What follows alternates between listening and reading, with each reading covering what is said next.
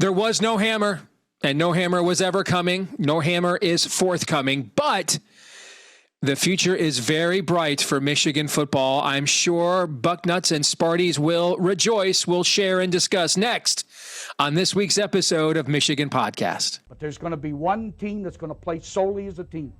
No man is more important than the team. No coach is more important than the team. The team, the team, the team. Looks deep for Anthony Clark. Waits for it. Hit. Caught. Hey, they said you can't beat Ohio State. Now what? Brady gets terrific. Throws it. Get it. Touchdown. Knight again. Schultz just before Brazil got him. And a leaping interception by Woodson. Harbaugh back to throw over the middle. Caught by Collier at the 5 on his feet. Touchdown, Michigan. On its way. It's good. He's 5'7", 179 pounds, a junior at Michigan. But Jamie Morris packs a wallop, and he delivers for Bo Schembechler. And here's your first play. Pressure coming. Sack. It is Glenn Steele, number 81, who fought his way through the traffic. Option. And Robinson calls his own number, and he's going to score. Oh, an easy touchdown for Robinson and Michigan.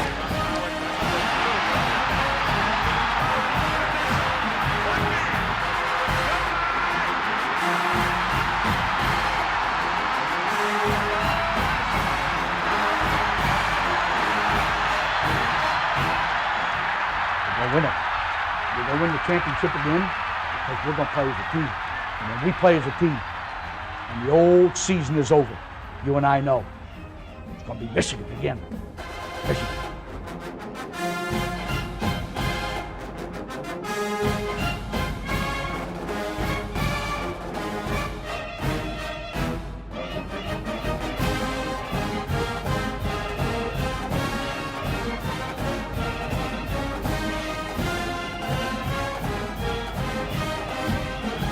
Greetings, Go Blue. I'm Steve Deace, and welcome to this week's episode of Michigan Podcast. We're going to be joined by a special guest, my good friend Isaiah Hole from Wolverines Wire and Locked On Wolverines, coming up in the next segment of the show, because nobody, and I mean nobody, has done a better job covering the story, the scandal, the subterfuge, the drama surrounding Connor Stalions and Michigan football and the NCAA investigation over the last 2 years than Isaiah has, because he's had the best source of them all, Connor Stalions himself. All right, so he'll join us here in the next segment. But before we get to that conversation and its specificity, let us take a step back on where things are with Michigan football overall.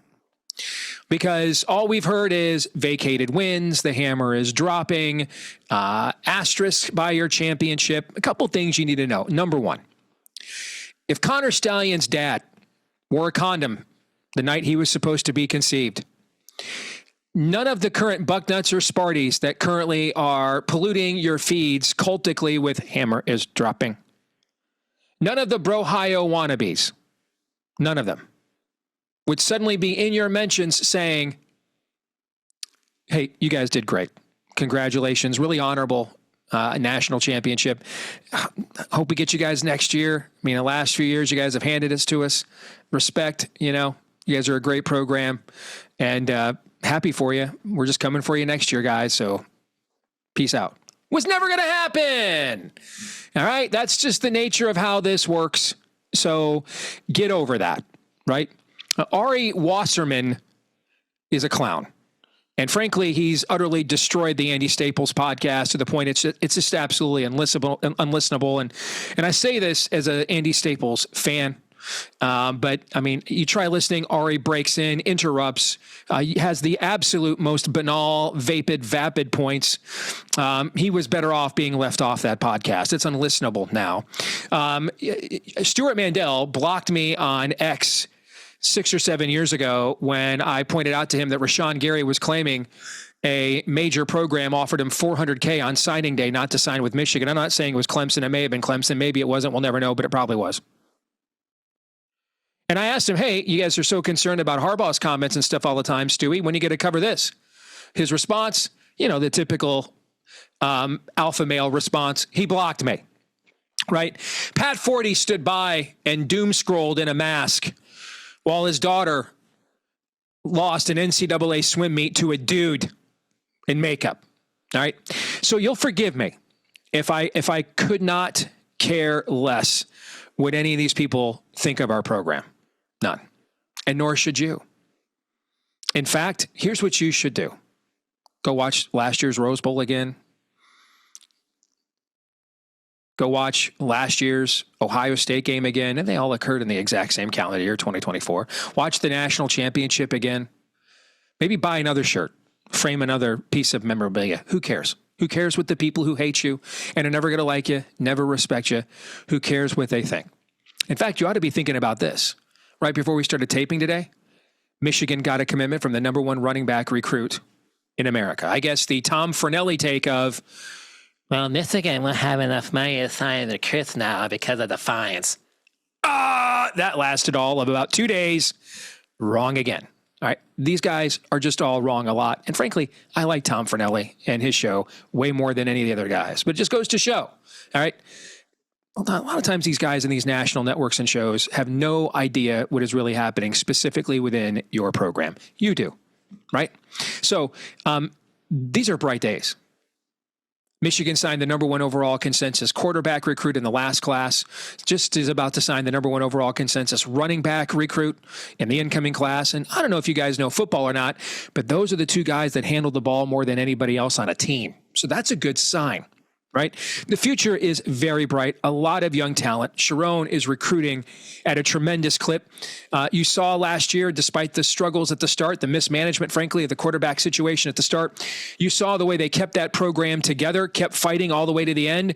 And, one thing I have heard Tom Fornelli say, so I'll give him credit here. This is a good national take. He said, hey, other than Ohio State, find me a team who's happier about the way their season concluded last year than Michigan is.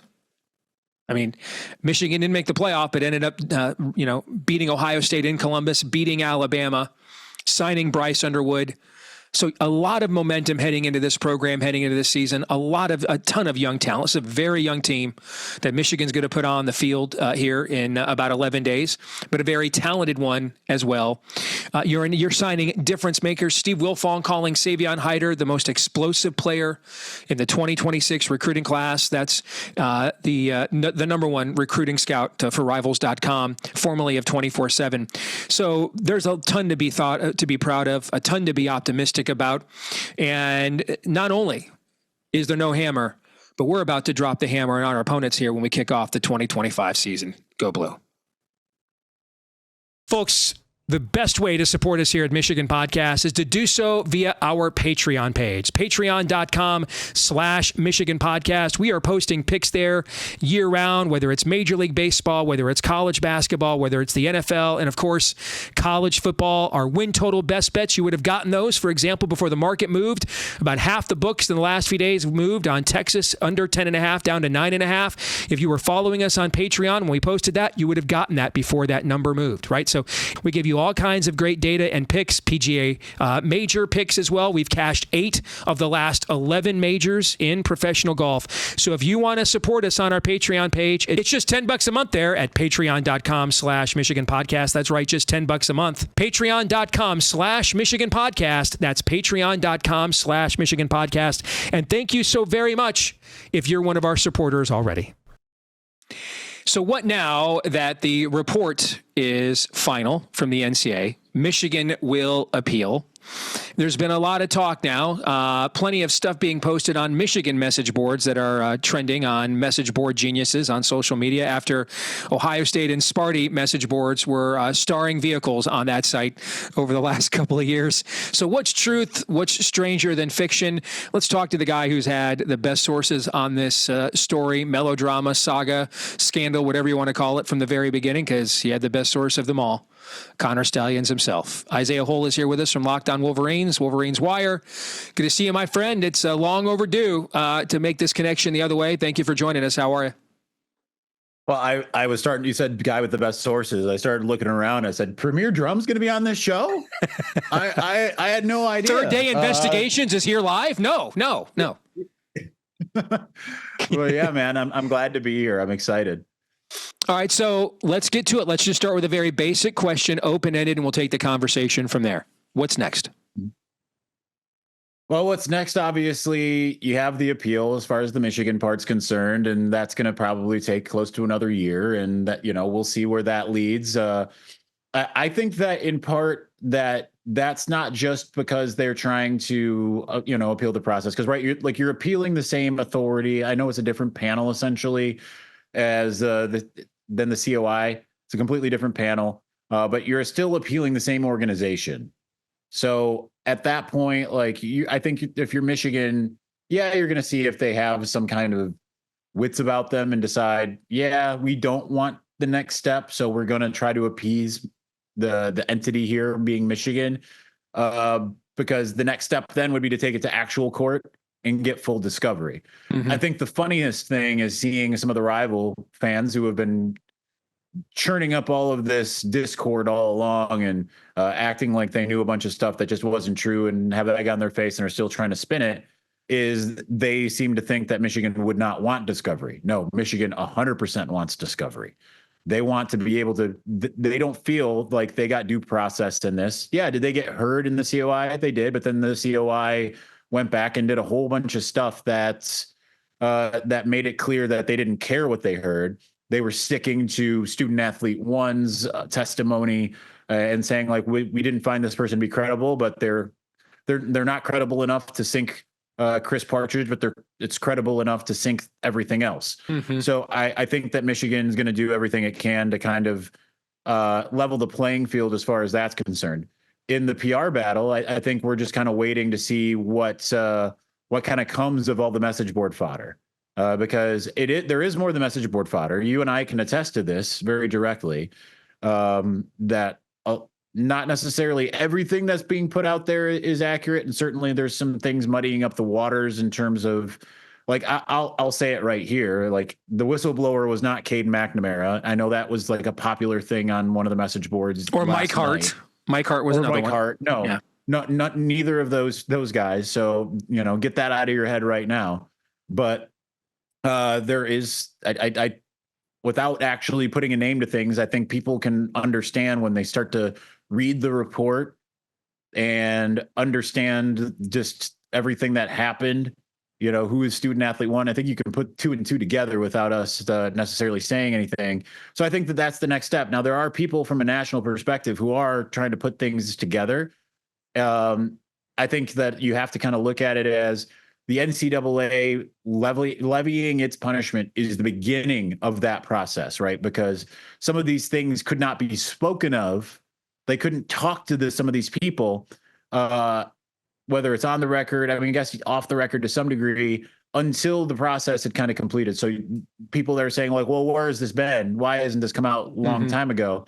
Well, these things can now come out because the NCAA has done its part. And even though Michigan's appealing, I think it's opened up the ability for some of these people to get some access to some of the things that they weren't going to get while Michigan and Connor and all of these people were under NCAA investigation. So that's the next step as far as trying to figure out essentially to counter the narrative that's been put out there in the first place that was made significantly more sensational.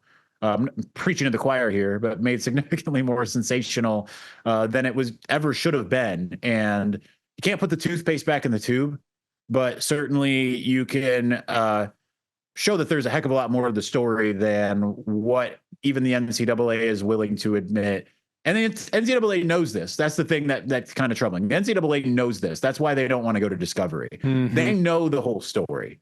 And they're just hoping that everyone will just kind of forget about it. Michigan will take its lumps, move on, and go from there. I don't think that's going to end up being the case here.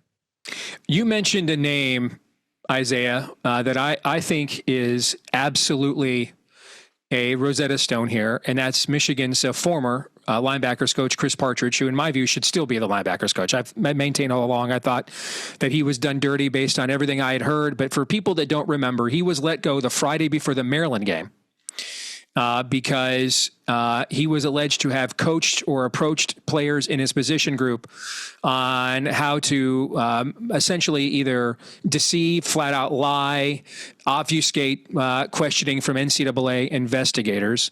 The ironic thing is the player that he kind of got bullied by the NCAA into outing him went out the very next game and blocked a punt against Maryland, if I recall. So that timing was very ironic. But for people that don't know the timeline here, when Sherone deleted his text, there was no investigation yet. All right. And so the most damning accusation against Michigan after an official investigation began was this allegation against a member of the coaching staff that 3 weeks after the story broke, now with a full-bore investigation ongoing, Chris Partridge was coaching players on how to couch their testimony to at least throw the NCAA off the scent, if not flat out lie to them, right? He was immediately dismissed, everything else. Well, he's exonerated by this report. And I just think that's not being highlighted enough, because that's the most damning allegation against the Michigan program since the investigation began is, hey, well, they were still trying to get around everything and avoid accountability, telling the players to lie to the NCAA. Turns out that never happened, which I think then begs the question, if they were wrong about the most serious allegation levied against Michigan once the investigation began, then what else are they wrong about?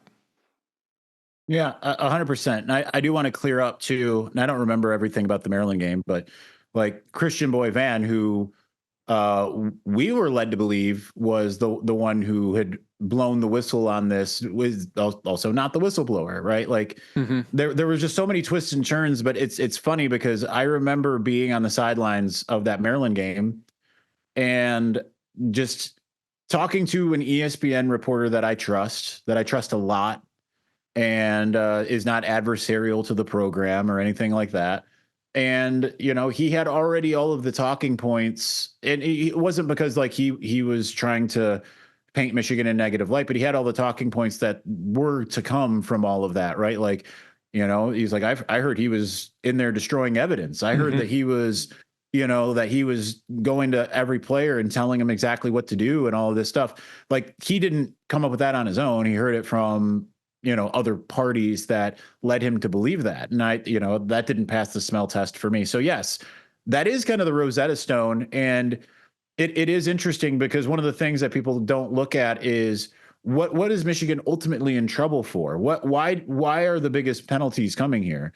Outside of the things that you have mentioned frequently about trying to find a competitive advantage, which in and of itself is not an actual violation of any rule. It's because of failure to cooperate. And, that was Chris Partridge was considered the poster boy of that. Now, Connor Stalions and Jim Harbaugh were also considered that, but they were no longer at the times that they were being questioned. They were even no longer with the program. And yet Michigan's the ones that's kind of being dinged for that still. Right. Like Michigan can't really enforce them to do anything when they're no longer with the program. So I think that gets lost in the sauce as well. But yeah, I think that more people need to be paying attention to the Chris Partridge part of it all, because like you said, like that was the name that was considered to be the biggest part until Harbaugh is not cooperating. And, it had long been said Stalions wasn't cooperating. And that was laughable to, I think, both of us at the time, because like you and I both knew, like, no one had contacted him. Yeah, no one even contacted him. Neither the NCAA, the University of Michigan didn't contact him at all. Let him walk out of the building without any kind of an interview or anything of that nature. Yeah. Yeah. So at that point, it was like neither are not cooperating, but the NCAA was just intent on finding ways to punish Michigan one way or the other. Right. So it went with failure to cooperate before anyone had ever even bothered to ask anyone these questions. Tom Mars has pushed back a lot on the Jim Harbaugh part, but really like the somewhat smoking gun of the entire thing levied on Chris Partridge being this poster child for it, because look, there it is. There's a guy who supposedly not only telling players to lie, but destroying evidence. And turns out that they didn't have that. And then they tack on a bunch of recruiting things and things of that nature. And that's where they got Michigan and a couple other things, right? The Denard Robinson recruiting thing. Partridge was also exonerated for the recruiting parts, right? Like, they didn't know that until the COI. You know, they went in and thinking like, oh, we got him. And then there was some video that was produced, and suddenly, like, it's like, oh, well, we can't deem you guilty because there's video that proves all of the things we're accusing you of are not accurate. So they don't have that in a lot of cases here. Like, right, like, I want to go back and even just note, like, even with Connor and all of this, like, they don't even have evidence that he was actually using anything. They only have evidence that he essentially got some buddies to go to some games, that he got his mom to sit, as we both joke constantly, to sit in row 37E at Ross-Ade Stadium. Right. That itself is not a violation. Hope Mama Stalions doesn't need a potty break. Her arm doesn't get tired, because any point in time she takes her phone off of that sideline, Isaiah, the whole pattern is broken and we're starting all over again. But nevertheless, continue. Yes. Yeah. It, like, to that point too, that they deem that it's a violation of the rule because he had intent to gain a competitive advantage, and then in the very next breath say, but he did not gain a competitive advantage based off of what we saw in the second half. Then what are we doing here? Well, I think what we're going to do, Justin Tress is going to have our team lifting less weights because we don't want to try to gain a competitive advantage. Yeah, it's just all so farcical. And, you know, I try to be very, you know, genteel when it comes to these things, right? Like, I know there's a lot of other people. Yes, you're nicer than me. Now. Everybody knows that. We know that. You are nicer than me. Yes. But people do it to a fault because they don't want to seem like they're crazy, right? Like they want the applause of people that hate them, right? Like I want to be reasonable. Yes. I'm not like those people. Yeah. And that's just it. This isn't really the time to do that because it's just obvious. And now, you know, right now we are going to live with the NCAA's decision. See what the appeal does. I hope that it goes to discovery. I don't think Michigan has anything to hide. I think the problem more so is you had a mixture of the NCAA and the Big Ten jumping into the middle of something in the middle of the season, saying like, here are the facts as we know them. And Michigan was learning at the same time as anyone else. And that caused a lot of panic. That caused a panic firing of Chris Partridge. Mm-hmm. That caused, I think Michigan to not do something that I think it normally would have done, which is interview Connor Stalions, find out, okay, what actually happened before, you know, so that we have our own record. Like some people say, oh, you don't want to do that. Like, why wouldn't you do that? It doesn't have to be department wide, but at least, you know, Doug Notke sitting down with Connor Stalions, getting his version and saying, okay, here's what we have. I'm going to go ahead and throw this out there so that people can, you know, not throw this out there, but I can judge this based off of, you know, NCAA can say this, here's what we actually know. Here's what we think we know, all of that. Michigan didn't have any of that because all of this was happening in real time. They were drinking through a fire hose as much as anyone else. They're learning all of these things at the same time. They don't even fight the TRO anymore because it's believed at that point that Chris Partridge is deceiving. And they were like, well, what are we doing? This is worse than we thought. This is a great point on the timing of all of this, is what the Partridge news did to kind of debilitate all of the esprit de corps that Michigan had about uniting to fight this at the time. And then, oh crap, one of our guys got caught throwing his pot stash, flushing it down the toilet in the boys' locker room. So now we're screwed. Everybody, we're outed here, right?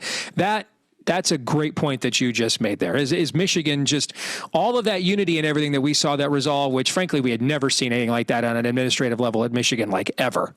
I mean, Mary Sue Coleman made sure that a 2-year probation for the Fab Five was a 10-year nuclear winner for the basketball program, just to show again we're reasonable and we're even more remorseful than we need to be. Okay, so that's a great point that you made in terms of what it did to blow up all of Michigan's morale and esprit de corps about pushing back on this thing. And it took months really for really until I would say last fall, when we finally saw Michigan's formal response to the notice of allegations, when they started raising some of the questions that you and I have been raising about this all along, and we're talking about right now. We still, by the way, 74 pages, Isaiah, we still don't know who is an in-person scout for a football program and what is in-person scouting. We still don't know. We still don't know. I mean, if you go and do something for Locked On Big Ten, and that allows you to go to an open practice or scrimmage of another team, or a game of another team, and you notice something on the sidelines before it gets out in the news, and you text it to a source on the Michigan football team, you run a Michigan information site. That source is a friend of yours. You were there in person and saw it. Are you now an in-person scout? See, what the debate should be is about the rules, not about competitive advantage, because literally everything every team does every minute of the day in everything is to gain a competitive advantage. That is not a standard. The standard is, what are your rules and did we break them? So we've been at this for nearly 2 years, brother. We still don't know what an in-person scout is. Does it include just a staff member? Is it a family member, a friend? What if it's somebody that was just at an event, went to a game in a public forum? These were games. They weren't spy netting practices like Belichick and the Jets back in the day. These are public forums anyone could buy a ticket and go into, which is what happened here. So therefore, is anybody in that stadium at any given time who has a relationship with a member of the Michigan football program and they relay information of things they have seen in that public setting, are they an in-person scout then? See, these things were never defined. Here's the absurd thing. The NCAA acknowledges it's okay for sign stealers to exchange information, for coaches to exchange information, which is a significantly more of a, quote, competitive advantage. Like they acknowledge, right, because you actually know what you're seeing and can decipher it in the moment. You actually know what's a formation, what's a dummy signal. You actually know. Yes. You can hire services. You're allowed to hire certain services to be able to scout and things of this nature. This is something that everything Connor did is 100% considered legal at the high school level and the NFL level. It's legal to do it for teams that aren't on your schedule. It's okay if Connor goes and scouts Georgia, sends his mom to a Georgia game, or sends his mom to a TCU game, whatever it might be. That's fully okay. But if they're on your schedule already, and even if they're on your schedule and it's like the playoff, you're still allowed to do it. It's just the fact that they were on your schedule. It's arbitrary at best. Mm-hmm. And I can understand where it's like, okay, these are rules, but they just, like you said, they didn't really define the rule, right? Like to say it's okay for the coaches to trade this information. If a coach has already gone up against, I was there last week. I watched their signals. I give you the signals. I watched them deploy last week. If you give me the signals of the team you played last week that we're playing next week that you saw in person, that's totally fine. That's totally fine. Yeah. That makes no sense at all. The whole thing doesn't make any sense. But to have his 50-year-old mother go and sit in the stands and with her iPhone and just send it out, like that's anathema to the sport. That's as we say on Locked On Wolverines, that's cheating. It's like, what are we doing here? Like, two things can be true. I can sit there and say, like, okay, they found a reason and they went ahead, and most of it was because of all of these punishments of the 4-4, as they called it, of the punishments that were levied. I can sit there and accept the fact that they levied them, right? But at the same time, I can also tell you it's beyond stupid, right? Like it makes no sense. The NCAA did nothing smart here. And I think ultimately, especially with the language that was in the 74-page report, kind of saying like, oh, this warranted a bowl ban, but we didn't do it. I think what they're trying to do essentially is they're trying to play both sides, right? The NCAA is trying to be like, they're trying to appease the rivals who are mad and also appease Michigan, but like, we're not actually going to punish you, but we are going to admonish you at the same time, right? It's typical political doublespeak of, I'm going to say one thing that's going to make all of these other people happy because it's going to make it seem like, yeah, you absolutely went well above the line. Because let's also keep in mind that other schools are doing this. Like Dan Wetzel confirmed that in the Sign Sealers documentary. Other schools are doing this. Has it come out? No. Is it going to come out? I don't know, because like it's not exactly like these other schools are going to volunteer. They weren't going to be like, actually, NCAA, we are doing the exact same thing as Connor. We just wanted to make sure that you knew that this is widespread, right? Like that wasn't going to happen. So it's all just absolutely political stupidity of the NCAA to kind of talk, say, we would punish them this way, but we're not going to, because that just allows the rival fans to write up other message board genius things saying like, oh, we need to vote Michigan out and sue them for making it so Jack Sawyer couldn't get his gold pants. All right, if you think that they deserve that punishment, then punish them with it. Right. And give an actual reason why outside of they were trying to win a football game. Well, duh.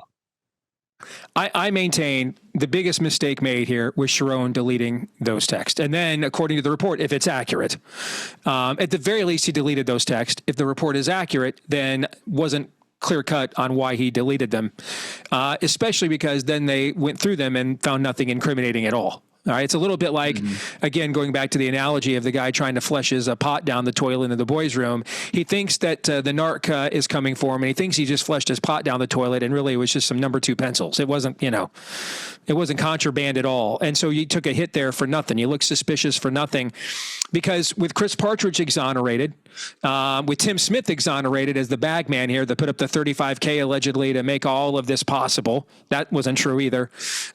The only piece of behavior they're left from Michigan to validate their narrative is Sherone deleting those texts, Isaiah. And I think that is the most damaging action that took place and is really the only corroborating credibility the NCAA has for its narrative whatsoever, was frankly our head coach doing what he did at the time. Yeah, I kind of like Sherone had said around this time last year, he looked forward to the text getting out. I wish that he would just put them out so that everyone can see that it was just a stupid knee jerk. And yeah, you shouldn't have been, because it like people act like it's high treason that he did it, but like it takes all of 2 seconds of bad thinking to delete a text chain on an iPhone. You swipe, you hit a button, it's gone. But like at that point, yes, he should have been forthcoming. That's kind of what their whole point was, is Michigan's lied throughout this process. Yeah, see, there's another example. Exactly. Yes. And I can't disagree with that, right? Like there were lies that were told throughout this process. Some of them were things that duped the NCAA, and they acknowledged, but said basically, I use this analogy with you. I won't go into the whole thing that I used with you, but it's kind of like when I got a speeding ticket when I lived in Ann Arbor. I knew there was a cop there. I slowed down purposely to below the speed limit well before I got to the cop. He pulled me over and said I was going faster anyway.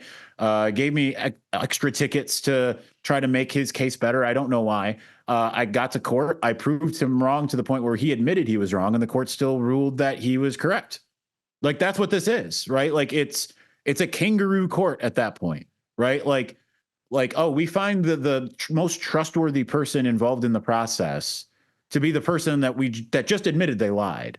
But if Michigan had not had moments like the Sherone, like if with the deleted text, you could just explain it away exactly as the likely truth is yeah, I saw his name and I panicked, instead of making up a story and all of this stuff. Like, we're both Christ followers. Like, the truth will set you free. And in this case, the lies are what essentially damaged Michigan even more, because that gave Michigan should have just said, what rule did we break? Here's exactly what we did.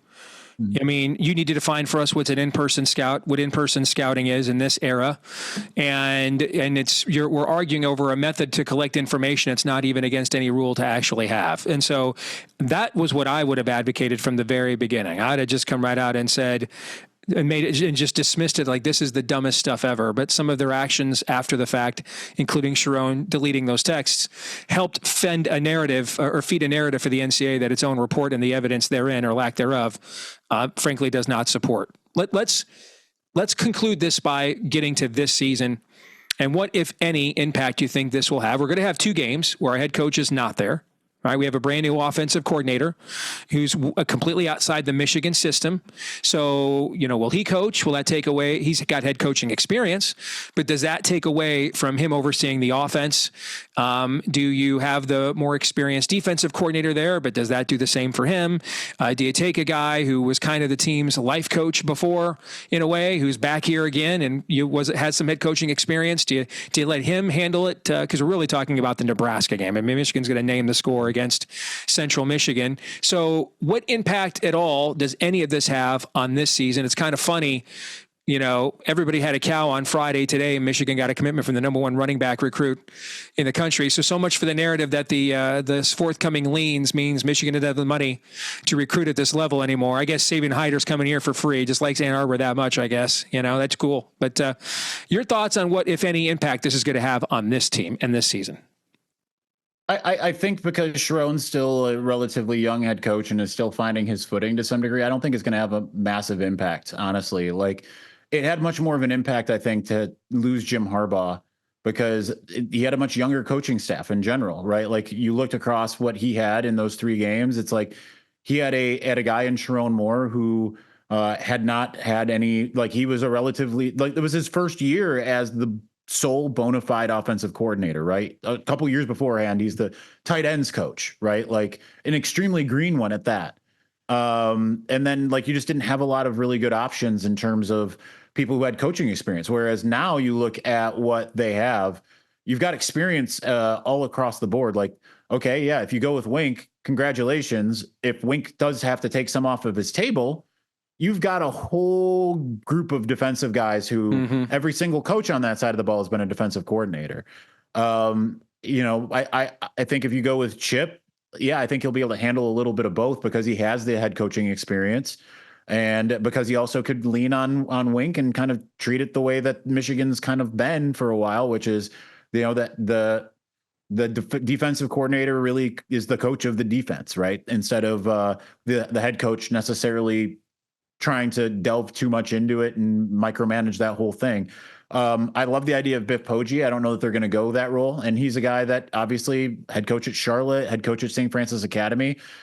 I just think that you've got so much experience in those coaching rooms now that it doesn't really matter because it's not the same way as it was in 2023. Obviously, Michigan got through the 6 total games that Jim Harbaugh was suspended. Despite all of that, there weren't any big blowouts in those games. Some of them were a little rocky, obviously the Maryland game being chief among them. I don't think you necessarily have to worry about that as much. It's not going to be like a situation where, yeah, you look at 2023, there were some of those games you're like, I wonder if Jim Harbaugh was the coach, if they beat ECU, even more convincingly than they did, or, if the Bowling Green game doesn't have some of the problems that it ended up having, or if Maryland feels a lot more comfortable.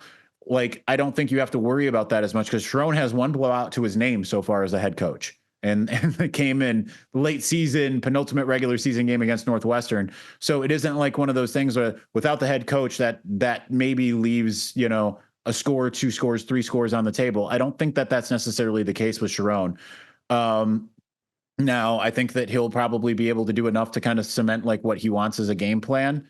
This year, if I'm reading the rules correctly here, he's not going to be allowed from the beginning of the Central Michigan game until it strikes midnight after, basically the day of the Central Michigan game till the end of the day of the Nebraska game, is when he won't be able to be around. If I'm reading what they wrote correctly, which somewhat supersedes the rule that they had already put out there about not being able to coach game week. But as long as he's able to kind of communicate his vision, he's got people that are going to be able to handle that with flying colors. He's got way more experience in coaches from the offensive side to the defensive side than he is himself. So I think that's really going to bode very well. And I think that there's a lot of experienced players that should know how to handle that too. So we'll see. It's tough playing at Nebraska and not having your head coach. I mean, it's still going to be a big deal, but I think that they'll be able to have enough time to plan that and have enough maturity in terms of the coaches as well as the personnel to be able to handle whatever that is. I don't think it's going to be if they had Sherone, they would have scored 7 or 14 points more. I think that they'll be fine as far as that's concerned. Well said. And I got to tell you, I heard Chris Ballas, the Wolverines, say today that, Matt Rule has run his mouth a lot over there the last 2 years. And to have Michigan go in there and beat him with an interim coach, there'd be some satisfaction in that for sure. So completely concur there. Isaiah, thanks again, man, for carving out time to do this. I know you're super busy with camp and all that stuff going on. We appreciate it, man. And make sure to folks, you want to listen to Locked On Wolverines, read Wolverines Wire as well. Thank you, Isaiah. Of course. Always my pleasure. Take care. This week's X-Poll results, we asked you, what's your biggest worry as Michigan enters the 2025 season? 36% of you said the early road schedule. 36% of you said starting a freshman quarterback. 28% said left tackle. That number might go up with the Andrew Babalola news. He wasn't going to beat out Evan Link from what I understand, but he would have been certainly in the two deep and a contributor there. So that's a ding to your depth. Not to mention, he's a late bloomer from a recruiting perspective. He was a basketball star, switched to football just a few years ago. So even if he wasn't going to beat out Evan Link, you still want him healthy and getting all those reps and developing all those five-star tools. But alas, that's the one serious injury, knock on wood, we have suffered thus far in fall camp, but hopefully there won't be any others. That brings us to our feedback of the week. This is from Kevin, who says, regarding Bryce Underwood, I get his ceiling and that he started 4 years of varsity high school football, but he's a true freshman. Games will be close because of him. We may lose a few games because of him. If he plays decent to well, we're at least 10-2. If he plays poorly, we're 8-4 at best. That's the biggest worry. I can completely see that analysis coming to fruition. The one caveat, I think, Kevin, and I think overall that's pretty sound, brother, is the system that Michigan runs, even with the new offensive coordinator, is not required to be quarterback dependent. All right, so he's going to have to make a few plays. It is the most important position in all of American team sports, quarterback of a football team. So he's going to have to make a few plays, but the offense is largely not going to run through him. And we have seen teams, whether it's Cade McNamara in 2021, Brian Griese all the way to a natty in 1997. We have seen Michigan football win plenty of games throughout the course of our fandoms and lifetimes without emphasizing the quarterback position to the rate many other programs in our peer group do. Now, we didn't recruit Bryce Underwood to make him a game manager, ultimately, but he may be that much of this season. And frankly, that's probably the best path to success, given the fact he is a true freshman. In fact, he just turned 18 today, as of August 19th, the date that we're taping this. So he's not just a true freshman, but a young one as well. All right, that's going to do it for this week's episode of Michigan Podcast. Don't forget to like, rate, subscribe, share, 5-star review, comment here in the comment section. Help us to find more Michigan football fans just like you, because that helps the Michigan Podcast to continue to grow. And we appreciate that. You can also follow us on X in between episodes too, at Michigan Podcast on X. That's at Michigan Podcast on X. Until the next time, I'm Steve Deace. Go Blue.